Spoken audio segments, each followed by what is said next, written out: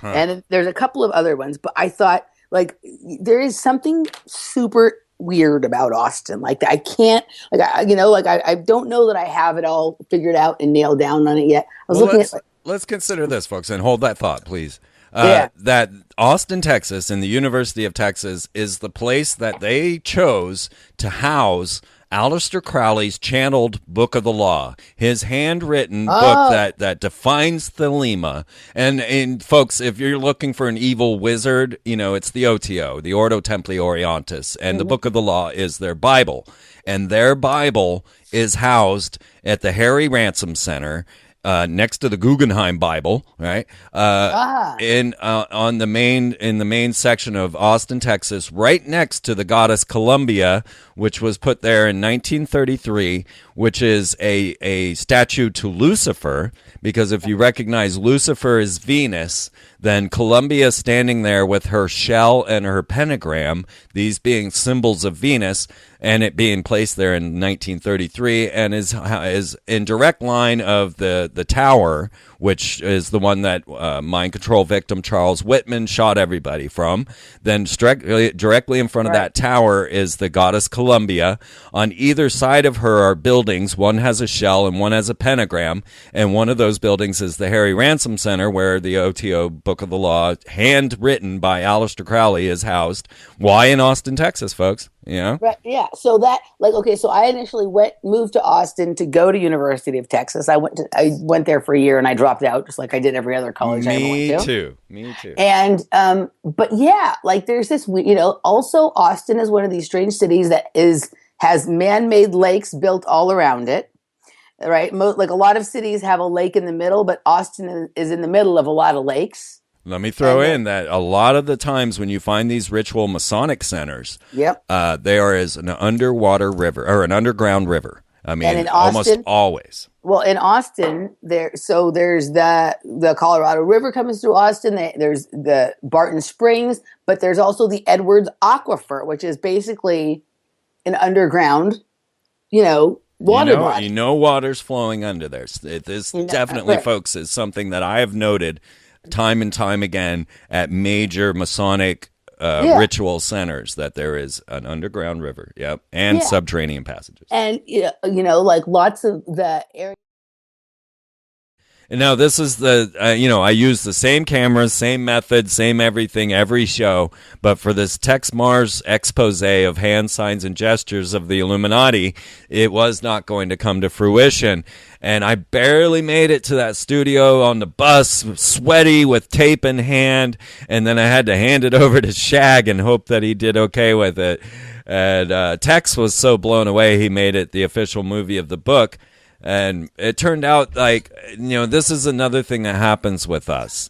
We're all kind of getting the same revelations at the same time. Like Tex had no idea that I already had a complete study of hand signs and gestures before I ever met him. Mm-hmm. And so when I showed him the film as we go through it on the TV show, a lot of the stuff he had never even seen before, and he had just written an entire 600-page tome on the topic, and I was bringing in new things for him, and so he was shocked that I was already up on this tip and already had, such a collection of showing Seinfeld characters giving Masonic hand signs and such. He was blown away by all this. But what I learned and have learned throughout this time is that these revelations seem to kind of bubble up around all of us in different Yeah, ways, and these yeah. topics go around. And like I said, I don't know for sure, but this is weird stuff. I have a question about. I didn't know you had done a book about hand signs and gestures. Are you familiar with the style of dancing known as tuts? No, I haven't heard of that. Okay, so I'm a dancer, and I don't break dance anymore because I'm at the age where break dancing means something else. But I started to hurt myself when dancing after I passed about 32 or something like that. So I don't break dance anymore, but I do like popping and house dancing, and one of the styles of popping that I do is called tuts, and it's like a very angular, geometric, kind of has that Egyptian sort of look to it.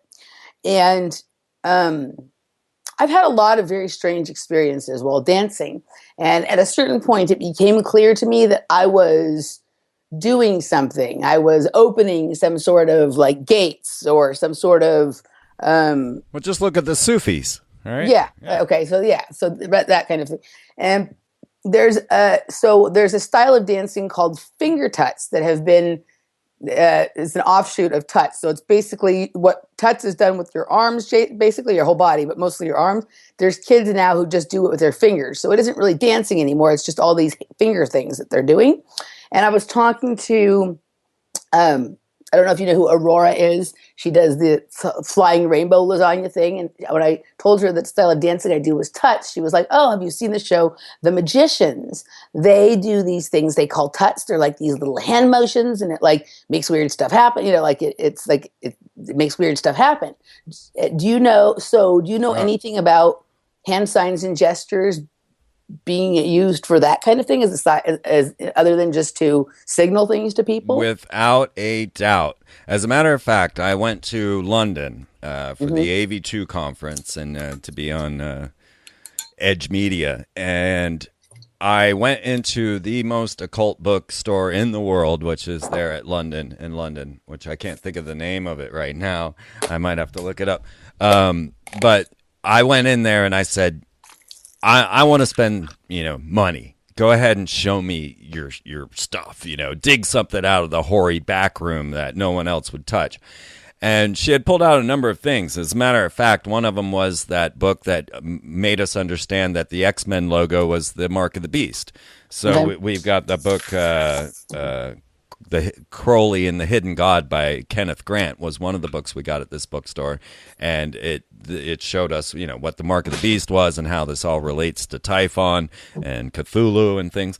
But I went ahead and bought these strange books that I just thought were really cool. And let me grab them off the shelf.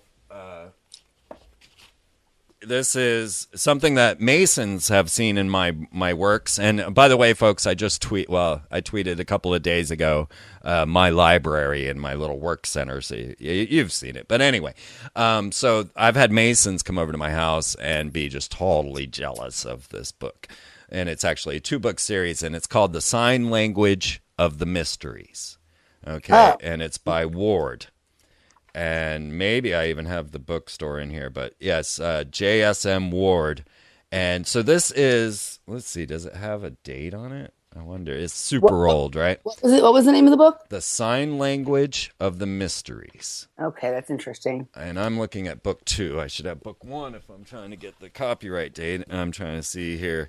They got these crazy little figures from ancient worlds on the covers.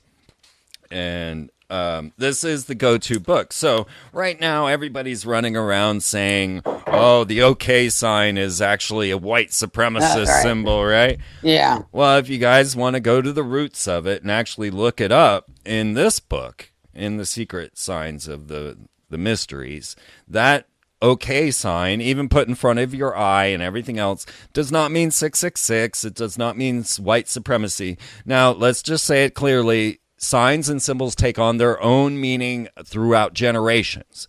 But the original meaning for that ancient hand sign of the OK sign, which wasn't known as the OK sign, that didn't exist until the 30s, I think, is the sign of the womb, the Vesica Pisces. It means you're in the womb. It means you're in the clique, you're in the club. So, you're correct in that way. But just to go back to the ancient roots in this ancient book, it means you're in the womb. Just as the peace sign actually means, is a symbol of Typhon. Oh, wow, this book's number 42. How Discordian. That's awesome.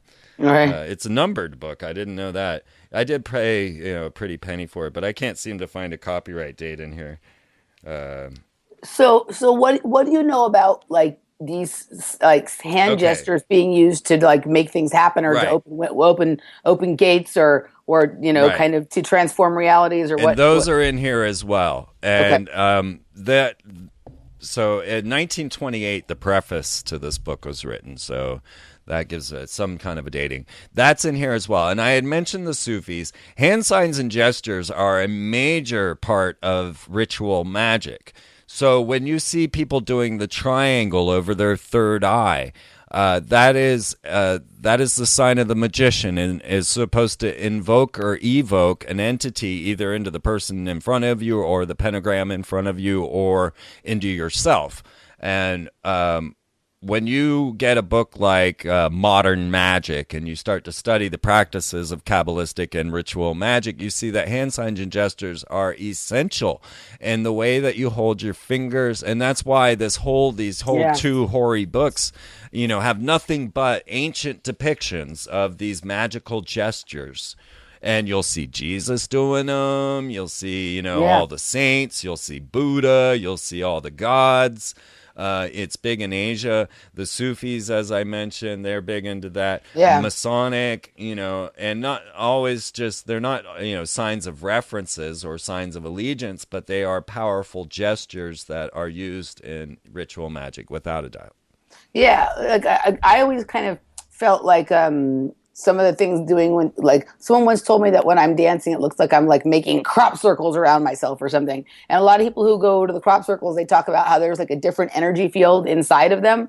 So I wonder if just by sort of drawing that shape around yourself, or even with your fingers creating that shape, it sort of creates an energy field that lets something come in or lets something go out, or just sort of rearranges reality around you, if only temporarily. Yeah. Oh, look into the whirling dervishes. Yeah, I know about the Sufis and the whirling dervishes, and people have called me a whirling dervish before. Yeah, I bet there's absolutely power to this.